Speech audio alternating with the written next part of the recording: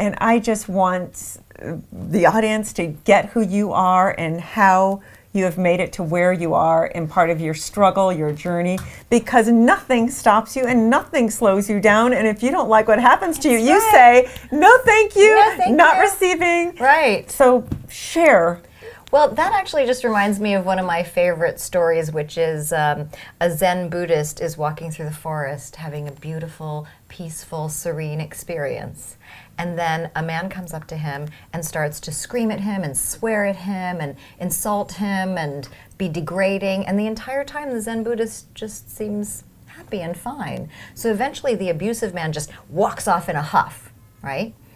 And there's a third person in the forest, someone who overheard the conversation, the dynamic, and he walks up to the Zen Buddhist and says, excuse me, I'm sorry, I didn't mean to eavesdrop, but I just witnessed that conversation and he was so horrible to you and somehow you seem fine. How is that possible? And the Zen Buddhist said, let me ask you a question. If I get you a gift and I wrap it up and I present it to you and you refuse to accept it, who does it belong to? And the man said, well, it would still belong to you. And the Zen Buddhist said, exactly. I just chose not to accept his gift. And it's such a simple story, but to me it's profound. Powerful. It's powerful because abuse or anything negative that comes along is a gift that you have a choice really at any given moment to accept and eat it and rub it all over your body and feel awful. Yeah. Or you can go, oh, no thanks. Yes. You can keep that. Yes. And that's sort of the way that it's easier said than done. And sometimes it's, I'll forget. Yes. But when it comes to huge things like, for example, cancer, breast cancer, stage 4 breast cancer, a diagnosis like this. Here you go. Yes, here's some stage 4 cancer for you, and I can go, oh, no, actually, I'm good. You can keep that. And I don't accept that. So when you say that sounds so trivial or like, yeah, that's a lot of woo-woo talk, but it's not. For you, it's the truth. For me, it's not. So tell me, how did you get to that point? How do you create that reality? Because you had stage 4. You were cooked. Yes. So what? Yes. I know we don't have time for the whole journey, it's but a really long story, yeah. but it's a good question. How do you get to that point? Was I always at that point? Did I come? Do you believe, for example, that we come into planet Earth with a certain soul and personality and way of being? Is it nature or is it nurture? I think that I came into the planet as a ballsy, optimistic, adventuresome, fearless person. And that was reinforced by having the gift, which I came to find out is rare. I thought when I was a little kid that all kids had parents who every day kissed them and hugged them and told them that they loved them and said, you're beautiful and smart and kind and amazing and you can accomplish anything that you want to in the world.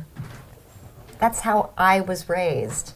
And I believed my parents. They made me laugh. They believed in me 100%. What about going to friends' homes? Did you ever see anything? Then I would go to friends' homes and I would never see that. I thought that was what everyone had. Yes. And then I'd go to my friends' homes and I'd think, oh, I don't understand what's happening here. These parents don't seem to be happy or like their children or love their children. Maybe there's not affection. There's not belief. And that breaks my heart. One of the reasons that I think that I'm now a speaker and a minister and a teacher and a coach is that I think that part of my being on the planet is to help people who maybe didn't have those parents learn that they can parent themselves. And that at a certain point when you are calling yourself an adult, you have to stop blaming your parents for what you think they said or did that messed you up. Yes. At a certain point, there are no victims, only volunteers. Yes. Right? At a certain point, you can be the phoenix rising from the ashes. You can reparent yourself. And I can be a mother or father figure for whoever you are and help you realize that and help you tap into the fact that the power and the wisdom of the universe is all within you. There's that great quote, it's a Rumi quote, you are not a drop in the ocean, you are the entire ocean in a single drop, right? And that's what I believe each person is. One of the rites of passage, I think, for me, because you know how some people in Jewish tradition, you have a bat mitzvah, or you have a bar mitzvah, where that's how you know that you're an adult, supposedly. Well, Koreans don't have that. But there was a moment when, I can't remember how old I was, maybe I was in my late 20s, when my mother told me the story.